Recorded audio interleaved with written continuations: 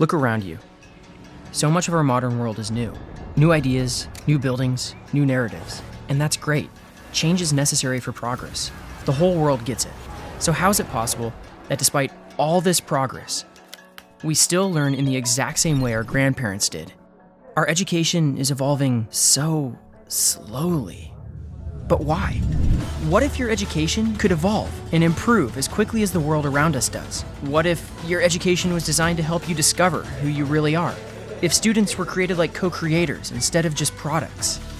If there was a space meant to build connections between teachers and students? A place where safe space doesn't mean you'll be shielded by censorship.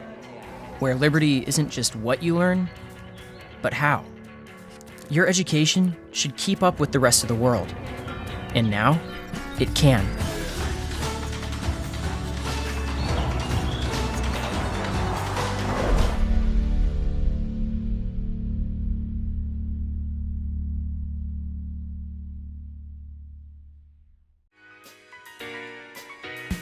La universidad es un lugar de innovación, por eso innovación y universidad son la misma cosa.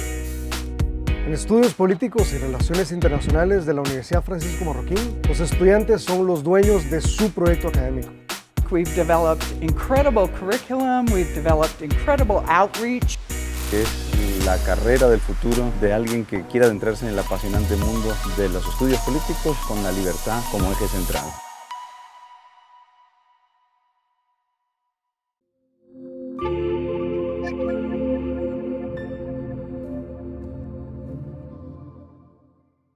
Hola, bienvenidos todos. Mi nombre es Pilar Jiménez y yo coordino la carrera de Comercio y Relaciones Internacionales del EPRI, que es el Instituto de Estudios Políticos y Relaciones Internacionales de la Universidad Francisco Marroquín.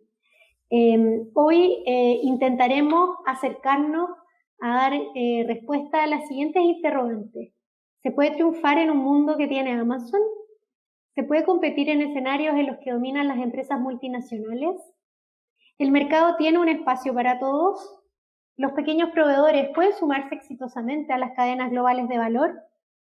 Bueno, esta y más preguntas las discutiremos y en realidad tratará de iluminarnos con sus respuestas, ciertas reflexiones Juan Pablo Lisca, que es CEO de StarTrack S.A. Él tiene estudios en Administración de Empresas y Computer Science en Georgetown. Ha trabajado como consultor en Estados Unidos y junto a su hermano ha fundado distintas empresas de tecnología tales como StarTrack, Aerobots y Chemic. Bienvenido, Juan Pablo. Gracias, Pilar. La empresa Amazon es muy famosa, todos conocen algo sobre ella, pero es un peso más pesado de lo que a veces nos damos cuenta. Entonces, quería repasar qué es Amazon, cómo funciona Amazon y qué implicaciones tiene para el resto del ecosistema económico de las empresas de todo el mundo y sobre todo en nuestra región. Entonces, una cosa a tomar en cuenta impactante de Amazon es, y estos solo son los datos de Estados Unidos porque operan en más de 15 países, pero tienen solo en Estados Unidos 126 millones de suscriptores de Prime, en un país con una población de 209 millones de adultos. Entonces, es una dominancia tremenda. Es una empresa que creció de nada a tener suscripciones en el 80% de los hogares en 25 años, un poco más. Tienen además 1.300.000 empleados, de los cuales contrataron más de 500.000 en el último año. Entonces, cuando uno piensa en una organización así, ¿cómo pueden ser capaces de crecer a esa velocidad, siendo ya gigantes, integrar esa cantidad de gente y seguir operando eficientemente? Es increíble. Entonces, lo mencionan en los medios, pero cuando uno realmente se pone a pensar, vendieron 386.000 millones de dólares en el 2020, que es 32 veces el presupuesto del gobierno de Guatemala. Otro dato impactante es que un picker de Amazon hace 350 picks por hora, trabaja turnos de 10 horas, 4 días a la semana, después descansa. significa que durante su turno, que tiene un descanso en medio, pero hace un pic cada 7 segundos. Cada 7 segundos agarra un producto y lo mete en una caja. ¿Cómo lograron esto? Entonces, una de las claves es que fueron primeros, ¿verdad? Jeff Bezos se dio cuenta muy temprano que el Internet estaba creciendo a una velocidad fenomenal, renunció al muy buen empleo que él tenía y se fue al oeste a empezar algo con algo de inversión de su familia. Realmente no tenía tantísima inversión, pero algo tenía, pero sí fueron pioneros. Empezaron cuando todavía nadie se daba cuenta de lo que eso podía hacer y muchos pensaban que él estaba loco. Ahora, también cómo lo lograron, según el propio Bezos, estando obsesionado con el cliente. Me imagino que muchas de estas cosas, esa es parte, digamos, de la leyenda que cuentan y es una realidad también. Hay que estar muy obsesionado con el cliente y toda la empresa de 1,5 millones de personas están enfocados en producir un cliente satisfecho.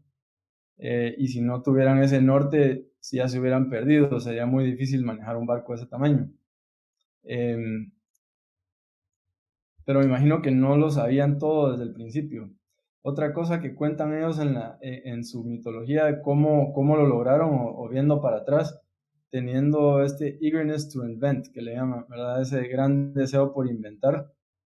Y aquí en esta imagen tal vez todos reconocen ya el Echo Dot, que es una bocina que también decenas de millones de hogares han invitado a este micrófono espía a sus casas y tiene pues cómo lograr que tantos millones de personas estén dispuestos a aceptar un micrófono que todo el tiempo está escuchando en su casa.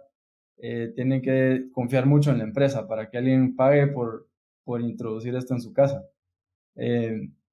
Pero también, o sea, es reflejo de la creatividad y tal vez la pasión por la tecnología que tienen desde su fundación. El fundador, me habías preguntado un poco antes, Pilar, ¿quién es este Jeff Bezos? ¿De dónde viene él? Sí. Tal vez ya conocen, pero repaso rápidamente. Él nació cuando su mamá tenía 18 años. Su papá era alguien que trabajaba en un circo, aparentemente, y la relación no funcionó muy bien. Y cuando él tenía menos de 2 años, se divorciaron sus papás y su mamá se volvió a casar con un cubano. Entonces, creció en una casa, o sea, con un papá inmigrante y latino. Y lo quiere mucho, ese es su papá para él. Nació en Nuevo México, que además es un estado no muy glamuroso, creció en Houston y su su abuelo, perdón, materno, era muy independiente y tenía un ranch, ¿verdad? Una crianza de ganado. Y aparentemente ahí aprendió muchas lecciones de autosuficiencia y de trabajo duro. Pero él estudió ingeniería electrónica y ciencia de computación y básicamente es un geek. Y entonces algunos de los inventos como el Alexa, también el Kindle, pues tienen una fundación algo geeky y eso da cierto miedo. A veces como es extraño. Pero aquí vemos también cómo lograron crecer a este nivel. Una de las cosas impresionantes que hacen ellos y cómo logran hacer un pic cada 7 segundos es que han robotizado sus bodegas a un nivel que todavía nadie más ha hecho. Si pueden ver aquí, el robot es esta cosa de abajo que levanta una estantería que tiene un armazón de metal y las estanterías en sí son de nylon, que es el material más liviano y fuerte que pudieran tener, ¿verdad? Entonces, de esta manera la estantería es lo más liviano posible y el robot levanta la estantería y la trae hacia el humano, quien está parado en una estación fija y llega a esta estantería hacia él y él solo tiene que sacar los productos de ella, no tiene que estar caminando por toda la bodega. Ok. Además, no tiene que haber tantos pasillos en la bodega. Sí, Claro, perdón, tenía que mencionar esas cosas. Pero se ahorran tener pasillos, entonces la bodega es súper eficiente. Además, ahí ponen los productos un poco por todos lados, lo cual aumenta las probabilidades de que va a haber un robot o una estantería que tengan los productos que se necesitan cerca.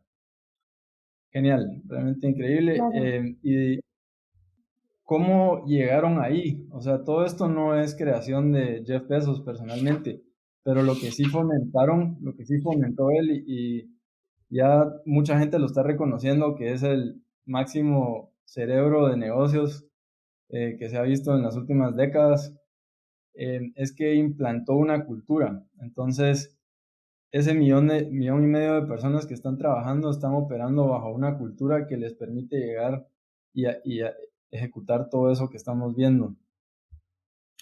Y los valores de esa cultura se conocen como los Leadership Principles de Amazon. No los traduje, pero la obsesión con el cliente. Cada uno de estos, aquí hay un enlace, si buscan igual Amazon Leadership Principles los encuentran. Tiene un pequeño párrafo que lo explica, pero voy a pasar rápidamente. Entonces, todos están obsesionados con el cliente, ese es el enfoque principal. De ahí cada quien se siente dueño de la empresa o tiene que comportarse como que fuera dueño. Una de las cosas importantes en Amazon es que el salario que ofrecen no es tan increíble, es moderado, moderadamente bueno, digamos, es un salario de mercado un poco arriba, pero la gente gana acciones, ¿verdad? Los que trabajan ahí, muchos de los que trabajan ahí pueden Participación. comprar participación. Uh-huh. Y en una de las cartas anuales que hace Jeff Bezos a sus inversionistas, habla de la importancia de ese esquema para asegurar que todos se comporten como dueños. Es algo que no se usa mucho en América Latina. De hecho, en Guatemala es casi ilegal. O sea, la ley laboral que tenemos hace muy difícil ejecutar este tipo de planes. Es lamentable. Sí, porque sí, los abogados saben más. Yo no soy abogado, pero me he juntado con muchos y entonces resulta que las empresas guatemaltecas están en desventaja ahí, o hay que hacer, siempre hay cosas que uno puede hacer, pero no se puede hacer en Guatemala. De ahí otra filosofía, otro principio fundamental de ellos es inventar y simplificar. Eso es algo que tal vez no está en nuestra cultura tradicionalmente en Guatemala. Universidades como la UFM tienen gente muy profesional y pilas, y hay otras universidades que están llevándonos hacia una nueva cultura y nuevas formas de operar, pero más adelante pues quiero reflexionar sobre de qué manera contrasta la forma de operar de Amazon con lo que estamos acostumbrados a ver en Guatemala y en América Latina. ¿Y qué podemos hacer? Después tal vez la pregunta para cada quien es, ¿qué podemos hacer para operar de esta manera en nuestros negocios y organizaciones y en general el país? ¿Verdad? Tenemos que, nos sale caro algunas asperezas, algunas ineficiencias del ambiente legal en el que vivimos. De ahí, pues, ellos consideran que un líder debe tener razón una gran parte del tiempo, entonces ahí el reto es cómo lograr tener razón. O cómo lograr tener mejores liderazgos, ¿no? También. Sí, pues ellos consideran que todos estos son aspectos de un buen liderazgo, entonces el liderazgo debe ser compartido entre todos los miembros de la organización, no es solo una persona de líder, sino todos son líderes, y estas son las cualidades que debe desarrollar alguien que quiere ser buen líder, o sea, cualquier miembro de la organización. De ahí, bueno, aprender y tener curiosidad, contratar y desarrollar la mejor gente, insistir en los más altos estándares de trabajo, o sea, no conformarse con, así que se vaya, ¿verdad? Así está más o menos bueno. Pensar en grande, que lo que para ellos significa grande es impresionante. Bias for Action, que es actuar, o sea, tener el instinto de actuar para resolver los problemas. No Estar solo movido por la acción. Ujú. Sí. No solo quedarse en discutir qué será, sino bueno, implementemos. Y al implementar se ve si la idea era buena o no también. La frugalidad, ganar la confianza de los demás. No esperar que okay, yo soy el jefe o yo soy el presidente, yo soy qué sé yo, entonces todos tienen que obedecer y confiar en mí. Dive deep es ir al detalle, entrar hasta el detalle para entender por qué algo sucede, por qué algo funciona así. A veces es muy tentador solo pintar con brocha ancha, a ver las cosas en general, y requiere mucho esfuerzo de uno entrar al detalle para entender la dinámica de por qué las cosas son así. Si aplicáramos estos principios en general, en todas las áreas, digamos, de un país, en medicina, en negocios, en administración pública, podríamos lograr mucho, una gran satisfacción del cliente, si nos enfocáramos ahí. De ahí, pues, tener columna vertebral, o sea, decir lo que uno piensa. Y una vez tomada una decisión en equipo, pues comprometerse a ayudar a ejecutar y entregar resultados. Deliver results. Al final los resultados mandan, ¿verdad? Entonces, la otra cosa, ¿cuál es la actitud de esa civilización, o sea, de esta organización o cultura? Puse esta imagen aquí, es un poco dura, pero creo que es certera. El lema, digamos, creo que la actitud es de relentless, le dicen ellos, que significa implacable o despiadado. Y por lo que he visto de cerca y de lejos de los integrantes de esta cultura, es un poco cierto, y no, o sea, no son ositos de peluche, pero ahí cada de ahí, ¿cómo se percibe esta cultura?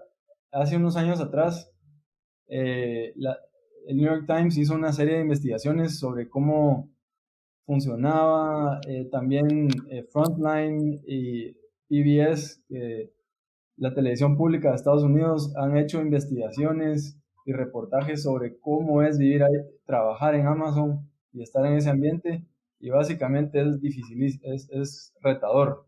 Esa es la imagen que tienen, que proyectan, y debe estar, me imagino que está basada en realidad.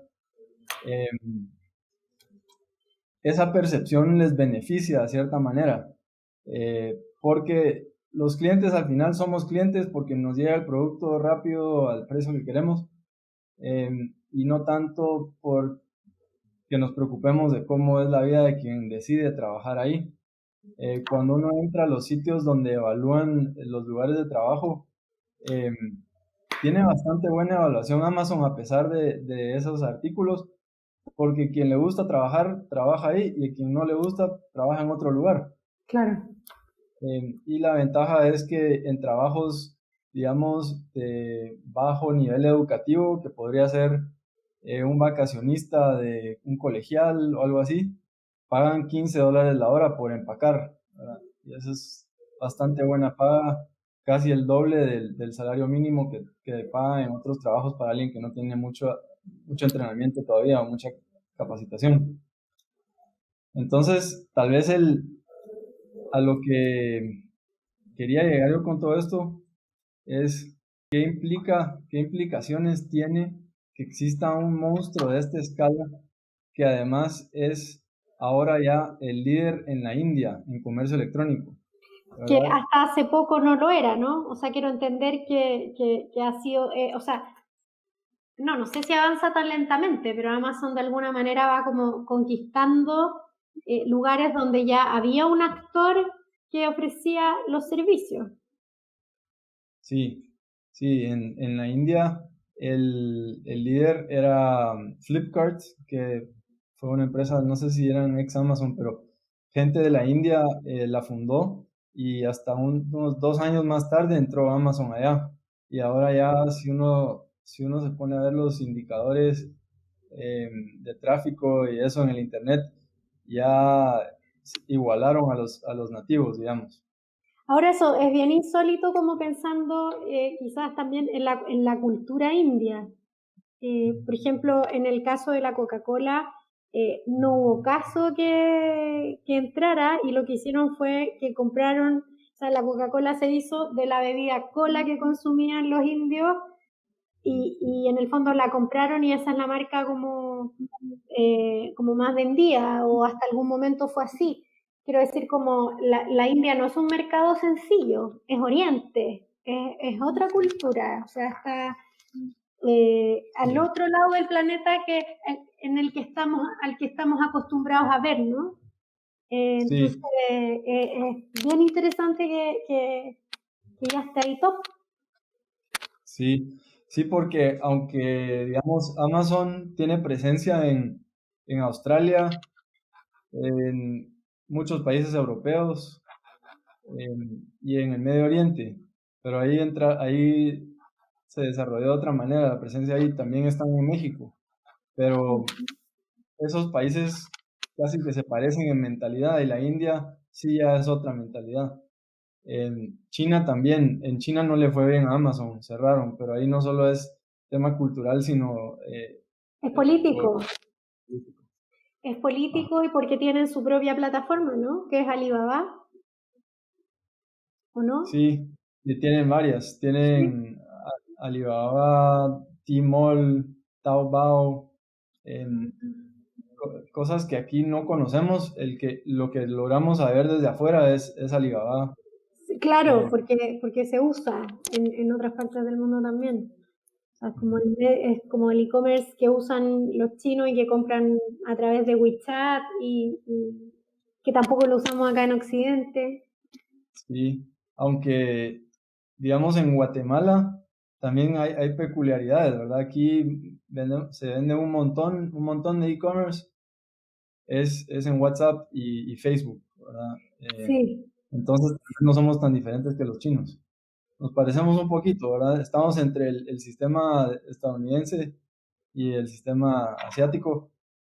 Em, pues han logrado adaptarse en diferentes países con esos principios básicos. Entonces, seguramente tiene sus retos, pero yo crecí en Estados Unidos y una de las cosas, allá hay inmigrantes de todo el mundo y el denominador común al cual encaminan la gente es el trabajo y el dinero, claro. porque entonces me imagino que en el comercio siempre hay una forma de entenderse, ¿verdad? Sí, ahora, cuando tú hablabas hace poquito como que estábamos acá en Guatemala quizás entre medio de estos dos mundos y hablabas como del e-commerce y decías que se usa Facebook, WhatsApp, ¿te refieres como a ponerse de acuerdo como de las condiciones del intercambio y después se hace una transferencia? O sea, no es que se usa, o sea, como pensar el e-commerce como para yo también entenderlo un poco más. ¿Te refieres Sí. eh, como que no hay una plataforma en la que se pueda desarrollar todo el proceso? Hay algunas, yo trabajo en una, ¿verdad? De Sí, Chemi. claro, cuéntanos. Ajá. Ahí pues ofrecemos un servicio similar al de Amazon, Ujú. em, con el enfoque en entrega rápida y servicio tropicalizado, podemos hablar por teléfono, si hay alguna duda, Claro, damos factura por todo, las devoluciones son más fáciles, la garantía es simple, em, pero la mayoría de, digamos, el comercio electrónico en Guatemala es por chat. Eh, claro, es informal, es como un comercio electrónico entre comillas, Ujú. ¿sí? Sí, y lo cual está bien, la verdad es un ecosistema distinto y está muy bien que mucha gente pueda tener acceso a, a crecer su comercio sin tener que tener, digamos, algunas de las limitantes tradicionales que teníamos en Guatemala, es que un comercio para prosperar tenía que poder pagar un local en una ubicación clave.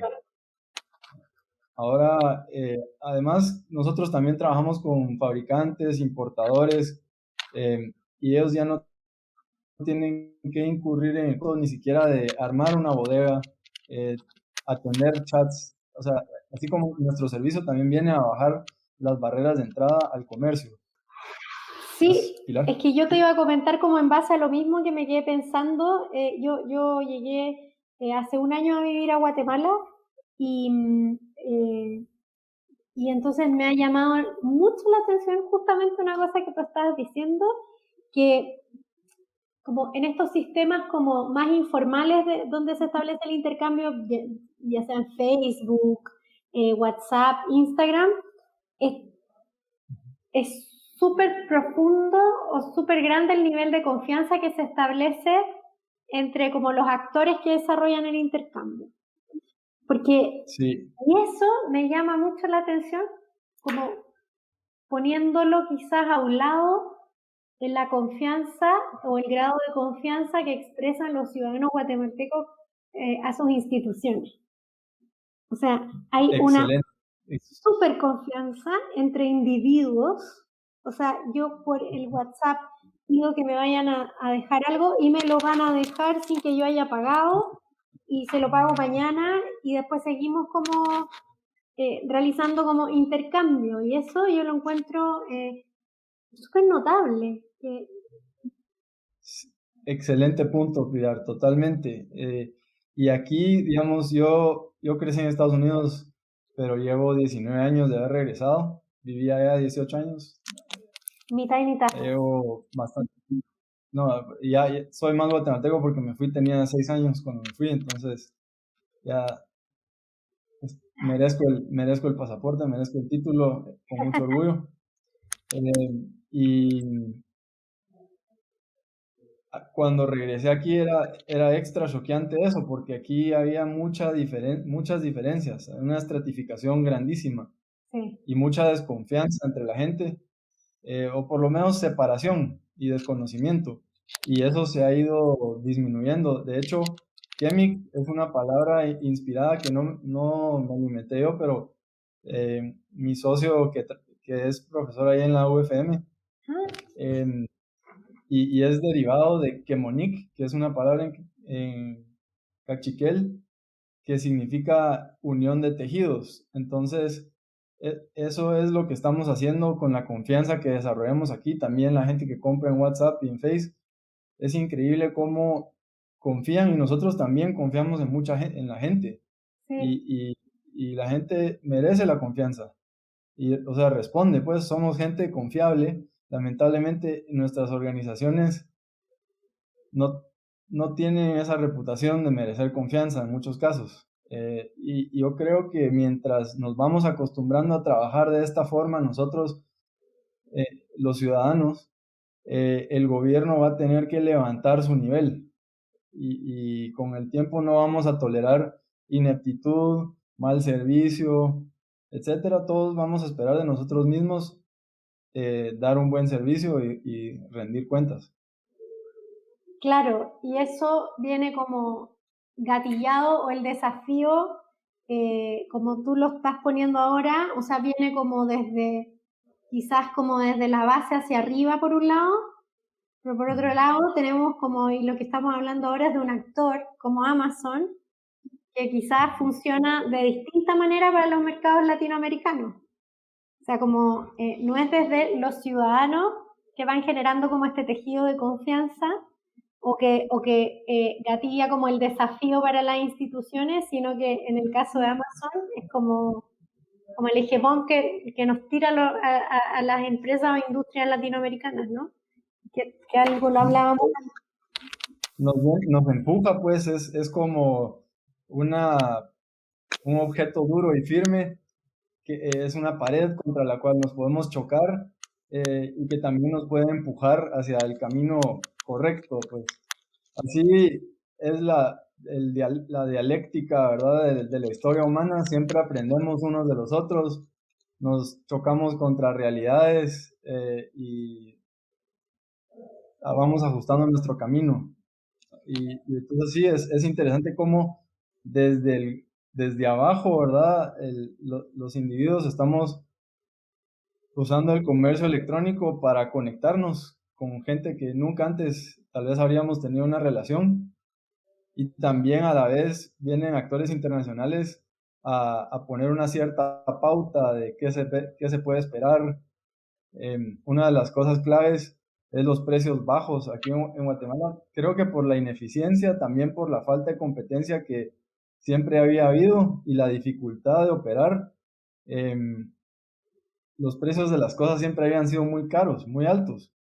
Y entonces se buscaba, mucha gente hasta viajaba al extranjero a comprar sus cosas y después con eso aguantaba un año o lo que sea. Ahora ya conseguimos buenos precios aquí porque estamos compitiendo, ¿verdad? Y eso es parte de lo que nosotros, digamos, como Kemi queríamos aportar a este diálogo de guatemaltecos.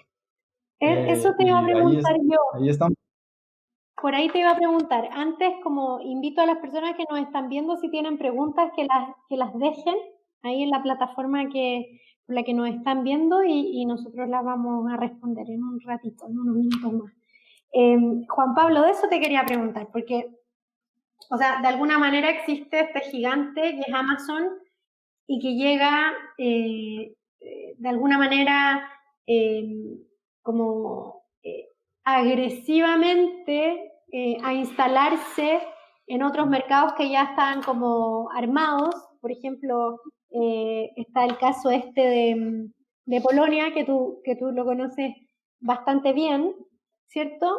Y por otro lado, me parece, o me queda a mí la pregunta sobre como Amazon, que se instala en lugares donde le resulta como competitivo, eficiente, que las reglas del juego acompañan para que continúe su crecimiento, ¿cierto? ¿Cómo funciona? Y tú tienes como además, estás como en el caso de un e-commerce en Guatemala, ¿cómo está el espacio como para poder instalarse acá, en tu caso, y como ser competitivo? O sea, las reglas del juego acompañan, qué elementos o quizás como qué criterios deberían mejorar para que la experiencia de un e-commerce o Kemic sea más exitosa en el mercado guatemalteco y centroamericano, por ejemplo. Bueno, uno de los retos era la logística, la distribución. Eso ha mejorado un montón con la pandemia. Hay nuevos entrantes de logística, servicios. Entonces, eso ha mejorado bastante. Pero hay cosas básicas que el gobierno podría hacer para mejorar nuestras vidas en general y para mejorar el e-commerce. Claro. Una de ellas es tan simple y es prácticamente gratis. Creo que el presupuesto que requerirían para ejecutarlo no creo que sería tal vez ni $1 millón en 4 años. Y es poner direcciones y que todo el mundo sepa cuál es su dirección y que no hay algunas direcciones como Lote B, Manzana 4, ¿verdad? Sino que todos tengamos. Y un tiempo atrás hubo, pues casualmente mi abuelo fue alcalde aquí en la ciudad de Guatemala y en su administración pusieron lo de las zonas. Y había gente inteligente trabajando en hacer eso, y esas zonas funcionan bastante bien. También las direcciones, la nomenclatura funciona bastante bien, tiene cierta lógica. La avenida y calle, dices tú. Sí, en las partes planas de la ciudad, solo si alguien te dice su dirección, tal avenida, tanto guión tanto, uno ya sabe dónde está ubicado. Porque, por ejemplo, Séptima Avenida 2-35, significa que estás de la zona 9, digamos, para que sea más fácil. Porque aquí yo estoy en la zona 4 y las calles son un poco raras, pero o zona 10, ahí uno está en la Séptima Avenida, cerca de la esquina de la segunda calle. Claro. Y el guión algo te indica más o menos el porcentaje de la cuadra en la que estás. Son como los metros o pies o algo, es una medida así, sí. Algo así. Ajá. Sí. Entonces uno tiene idea si te dan la dirección, uno tiene la posibilidad de encontrar el lugar. Pero hay muchas direcciones que ya no entraron en ese sistema. Eso fue en los 50 o en 1952. De ahí para acá no se ha actualizado y mucha gente no sabe dónde vive. O sea, hay sistemas informales para indicar dónde vivo. Entonces eso complica el comercio electrónico. De la ceiba a la derecha. Ajá. O sea, o muchas veces también hay una dirección y después está la que la que usamos, ¿verdad? Entonces, tengo tal dirección, ok, en Taco Bell, 100 metros para adelante, porque por mucho tiempo no había rotulación. Entonces, felizmente hace un par de años la municipalidad, creo que hace como 4 años, empezaron a mejorar la rotulación junto con una empresa privada, creo. Pero a nivel nacional sí tenemos ese problema de que no hay un estándar ni siquiera que dicte cómo debe ser el rótulo que indique el nombre de la calle. Entonces, cuando uno va a otra ciudad, no sabe qué color de rótulo ver, en qué altura, en qué esquina, dónde va a estar el rótulo. Claro. Ese tipo de cosas es algo que el gobierno sí podría hacer. De ahí lo otro es la banca. Los bancos no están innovando a la velocidad que necesitamos que lo hagan. En general, la pandemia ayudó para empujarlos hacia adelante, porque tuvieron que crear agencias, pero yo en Estados Unidos hace 20 años no iba a una agencia. En muchos países del mundo no se puede ir a una agencia. Yo tenía una cuenta de banco porque soy ahorrativo, que si iba a una agencia me cobraban, ¿verdad? Entonces, Okay. yo no sentía nunca necesidad de ir a una agencia, pero tenían la opción ahí. Si alguien quería una agencia está bien, pero le van a cobrar por usarla. Claro. Porque realmente el manejo de información de pagos de cuentas, etcétera, no requiere de una agencia. Lo que sí requiere es inversión en buena experiencia de usuario para las aplicaciones. Por ejemplo, las han mejorado en esta pandemia, todavía tienen bastante por recorrer, y cuando yo considero los presupuestos que tienen los bancos para agencias y veo el estado de las aplicaciones y los sitios web, llevo mucho tiempo lamentando esa situación, pero va mejorando, va mejorando. Okay. Y como a nivel de, por ejemplo, para hacer la instalación de tu e-commerce hay todo un tema que tú tienes que trabajar con importadores y que hay productos y que entonces naturalmente los productos que se venden son importados. Yo no sé cómo si... La mayoría, ¿no? Porque son como productos de valor agregado, industriales, qué sé yo, como... Y ahí hay un tema que, o sea, si bien Guatemala lleva varios años ya como abriéndose al mundo, yo todavía tengo la sensación que tiene como algunos aranceles altos, que no ha bajado, o sea, que resulta como al final el producto, yo hago la comparación con Chile, pero me da la sensación que acá es al menos un 30% más caro que comprar en Santiago de Chile. Wow, imagínate. Y el PIB per cápita en Chile es que 3 veces el de Guatemala. Algo así. Igual Polonia, que estuve unos meses viviendo en Polonia, es más barato que aquí. O sea, Claro. la comida, muchas cosas son más baratas. Y creo que es por la competitividad y la eficiencia que permite el marco regulatorio. O sea, que se puedan hacer más cosas digital, más rápido, que el tiempo rinda más. En Guatemala tenemos que tener, o sea, incurrir en gastos solo para cumplir con tramitología. Entonces, Claro. Eso es un costo serio y grande a partir de que de que un equipo es de 3 personas o 4 personas, perdón. Hay que, básicamente, la cuarta persona que uno contrata tiene que ser máster en recursos humanos, lo cual en realidad en Guatemala no significa pensar en principios de liderazgo, sino conocer la tramitología del Estado. Claro. Cuando el verdadero trabajo de recursos humanos es es implementar esos principios que vimos, ese tipo de principios y cultura competitiva. Pues en Guatemala en realidad recursos humanos significa yo sé cómo se llenan tales formularios y dónde se consiguen. Y a quien Entonces, conozco, claro. es otra cosa que el gobierno nos podría ayudar un montón, es simplificando y explicando bien y poniendo todos los trámites en línea, ¿verdad? Y no me Sí. refiero a un PDF que después uno tiene que imprimir, o bueno, por lo menos en el peor de los casos que te den un PDF en blanco para que uno lo llene, no, mejor una página web si hay que llenar una cosa de una ficha de lo que sea, que lo pueda llenar en una página web, y si necesitan que lo firme porque la ley así dice, ok, que yo pueda imprimir una representación de la ficha que ya llené, firmo eso, lo voy a entregar y ya estuvo.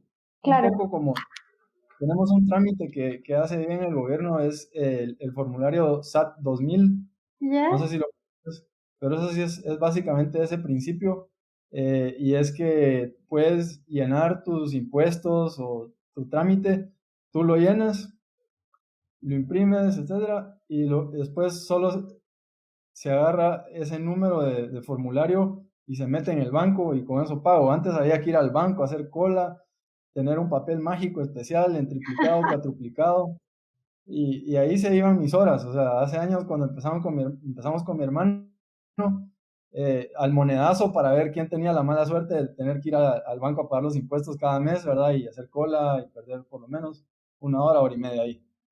Claro. Entonces, hemos mejorado, pero hay bastante más por mejorar. Ok, hoy tenemos un montón de preguntas.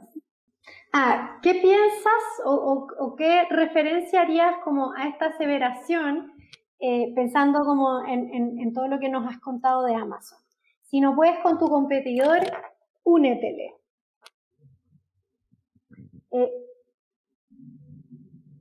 Pues sí, eso ha sido cierto por muchos años de la historia. Y hay muchas formas, digamos, de unirse a Amazon. Cualquiera puede unirse a Amazon poniéndose a vender ahí. Y sé que hay guatemaltecos que tienen negocio de vender cosas en Amazon. O sea, comprar no sé dónde o exportar de aquí y venderlas en Amazon. Esa es una forma de unirse a ellos.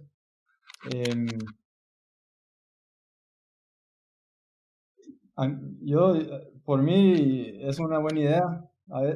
No desperdiciar esfuerzo. A mí me interesa el reto. Yo no específicamente me metí a competir con Amazon.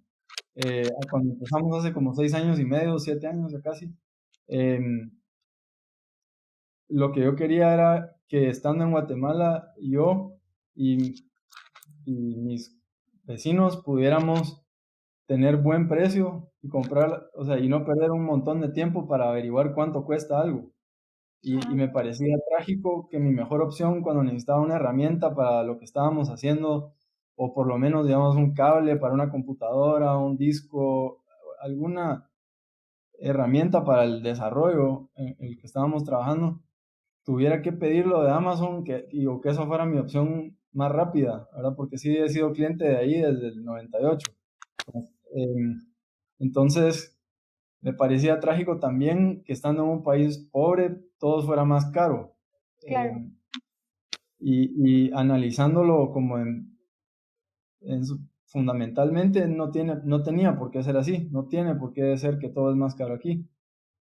Sí tiene un volumen impresionante allá y hay mucha competencia, lo cual facilita llegar ahí, pero no tiene que ser imposible tener las herramientas básicas del 2021 a un buen precio aquí, y lo estamos logrando, y en eso estoy contento de que muchas veces tenemos hasta mejor precio que los productos puestos en Amazon, sin contar el Muy costo. bien ese dato, muy bueno ese dato. Acá hay una pregunta que no sé, a ver, la voy a decir de todas maneras, a ver si nos puedes ayudar tú. Dice, ¿qué facilidades ofrece la Constitución estadounidense para empresas como Amazon? Pues la Constitución en sí tal vez lo que ofrece es que es simple. Entonces, la Constitución no habla mucho de cosas que impactan a los negocios. se concentran en los principios más básicos, ¿verdad? Más fundamentales. Entonces tienen otras leyes que son fáciles de cambiar y además, pues el derecho allá es derecho consuetudinario, creo que así se dice, es common law, ¿verdad? Entonces se basa en gran medida en el comportamiento de la gente, cómo la ley Claro. observa cómo la gente resuelve sus problemas y de ahí parte. Entonces eso es algo bien interesante. Aquí pues tenemos otro tipo de derecho, pero la clave, digamos, lo que yo mencionaba antes, que en Guatemala es ilegal y que es una gran herramienta para los estadounidenses para armar compañías y equipos, allá se conoce como vesting, y es una cosa donde uno llega a tener acciones después de un cierto tiempo, o opciones a comprar acciones después de un cierto tiempo de estar en el equipo. Y eso aquí es básicamente ilegal, o sea, he hablado con abogados muy inteligentes, pero ¿por qué es ilegal? Porque las acciones uno puede o no recibirlas dependiendo de diferentes condiciones que se pongan en el trato que uno hace con la empresa. Y aquí se vuelve una como obligación por el derecho laboral, es lo que tengo entendido. Ahí es donde está digamos, el mayor problema. Aparte que no tenemos la costumbre, y en Estados Unidos ya todos los abogados saben de qué se trata, hasta en línea se puede hacer esos contratos. Entonces, la Constitución es más como el ambiente legal. O sea que hay también como hay, o sea, como que culturalmente hay más flexibilidad y horizontalidad también como en el mercado del trabajo de Estados Unidos probablemente. Entonces también como decías tú, como la Constitución es como una carta fundamental que es como un marco solamente, y están estas leyes que tú dices que son fáciles de cambiar. Es por ejemplo lo que pasó también como para que emergiera el sistema B o las empresas B en Estados Unidos en un comienzo. O sea, se puede llegar como a un conflicto que se resuelva de manera que la empresa pueda ser empresa de acuerdo a cómo quiere serlo, y se logra incluso cambiar como una regulación. Sí, creo que sí hay menos, creo que la ley especifica menos de cómo debe de funcionar cada sociedad y cosas así. Aquí es importante, un poco más, claro. Las empresas están hechas para generar utilidades, y entonces si tú lo haces por medio de que los empleados sean accionistas o sean empleados o sean part-time, esa ya es otro, no es el relevante. Sí, aquí por ejemplo lo que mencionaste, que es ilegal el trabajo de tiempo parcial, pero todo el mundo lo hace.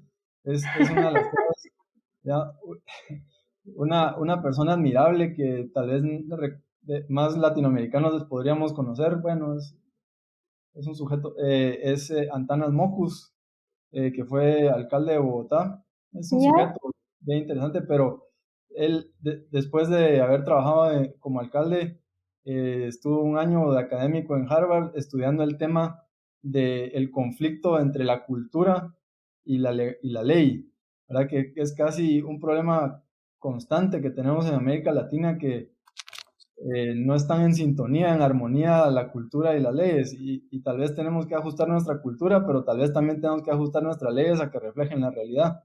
Claro, y hay el típico dilema que las instituciones evolucionan más lentamente que las sociedades, o sea, van como tratando de agarrarle la cola a la evolución social, y es como el problema del mundo en realidad. Hoy, Juan Pablo, te tengo una última pregunta. Que es como desde el año pasado que se nos hacen como ineludibles. Tenemos que comentarlos, es imposible como evitarlo. La pregunta es, ¿Amazon es una de las empresas ganadoras de la crisis ocasionada por el COVID-19? Definitivamente, o sea, sus ingresos se duplicaron. No estoy implicando que ellos hayan puesto el virus. No, o sea, ellos veían un futuro venir donde Yo no sé si es un hábito que se forma o qué, pero una gran parte de las compras que hacemos es más práctico y cómodo hacerlo desde casa. Y hubo esta situación, tal vez ellos ya lo habían visto venir, otros hay científicos que sí ya tenían ya calculaban o sospechas de que algo así podía suceder, pero estaban en el lugar correcto, en el momento correcto, con la tecnología correcta y listos para atender a la gente. Entonces crecieron un montón. Nosotros también crecimos, no tuvimos nada que ver con el virus. O sea, pero como para ponerlo en el caso guatemalteco, a ustedes como el COVID también les ayudó en el fondo, porque ha cambiado un poco como la forma de consumo debido a que hemos estado encerrados mucho tiempo.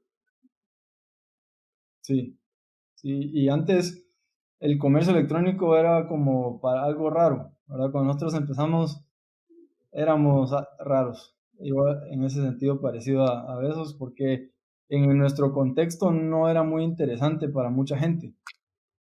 Y de repente se volvió relevante, entonces ahora también en general hay más competencia, empresas grandes que nunca les interesó el comercio electrónico, ahora le ponen interés. O sea, como lo que pasa es que como estas plataformas o la manera como de comprar así como sin moverte de tu casa, claro que se expandieron porque no teníamos, o sea, hubo mucho tiempo y en otras partes del mundo siguen sin poder como moverse de sus casas. Entonces la única manera como de poder como adquirir bienes es así, o sea, como de manera remota, a través de un e-commerce. Y entonces eso como que hace que estos modelos crezcan como a pasos agigantados, mucho más rápido de lo que se esperaba. O sea, esto fue como una wildcard que se apareció y a algunos les sirvió, o sea, este tipo de empresas, ¿no? Sí, las situaciones siempre cambian y cuando cambian el mundo, pues algunas empresas prosperan y otras se les hace más difícil su trabajo. Una cosa buena de este cambio del e-commerce en general es que hoy día un guatemalteco que vive en cualquier parte del país tiene amplia selección de productos, al igual que alguien que vive en la capital. Antes era otra de las diferencias que había entre el interior y la capital, era que en el interior había agencias Y y aquí había 20 tiendas. Ahora aquí hay cientos de tiendas y en el interior también. Entonces, creo que la situación cambia y diferentes actores se benefician en la nueva situación y esperemos que todo el país se beneficie de este cambio. Hoy estamos pero a segundos, pero entonces tú me vas a responder sí o no. ¿Hay espacio para todos? Hay espacio, hay espacio. Es difícil, hay que ganárselo, nadie te lo va a dar, Ajá. pero hay espacio. Muy bien, muy bien. Y Juan Pablo, muchas gracias. Gracias. Ha sido súper entretenido conocer como más en profundidad o como hacer un poco el trayecto de qué hace que Amazon sea Amazon, porque al final me quedo yo por lo menos como con esta mirada como del tipo de liderazgo o que efectivamente existe un liderazgo y es también un segmento o un espacio de trabajo para un tipo de personas, no es para cualquiera. Y que también es legítimo, aunque pueda resultar como que conflictuar a algunos, ¿no? Sí. Entonces es como interesante verlo desde ahí también. Sí, hay personas que le atraen cierto tipo de trabajo y retos y, digamos, mi esposa se desespera un poco conmigo porque soy algo hiperactivo,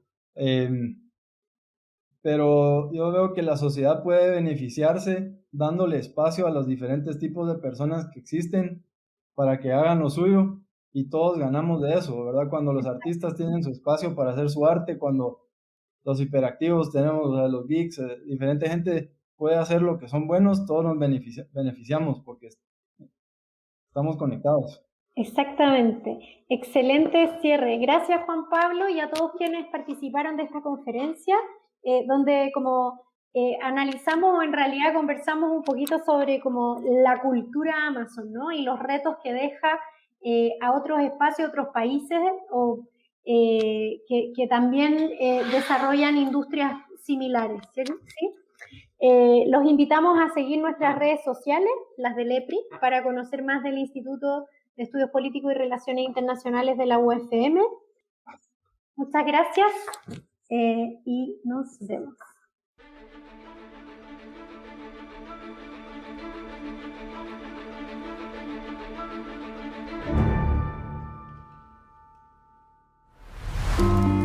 Hoy, el mundo busca cursos en línea. Hoy, el mundo sigue las tendencias del mercado. Hoy, el mundo necesita emprendedores. Hoy más que nunca, el conocimiento se dispersó y la Universidad Francisco Marroquín no cerró. Se multiplicó en diversos hogares.